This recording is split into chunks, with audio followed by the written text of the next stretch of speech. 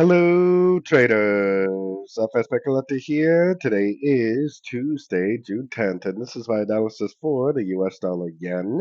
If you haven't done so yet, definitely do check out my free Discord channel. It's a link down here in the corner at the end of the video. And make sure to take a look at my website, fxpipcollector.com. Watch the video on my home screen to learn more. So anyways, the US dollar yen has been drifting up pretty nice. If we go up to the daily time frame, we did end up getting that engulfing move to the upside. So now we're going to have to observe it to see if it turns into an ABC correction to this last wave down and continues the downtrend, or whether we turn into a much bigger move to the upside.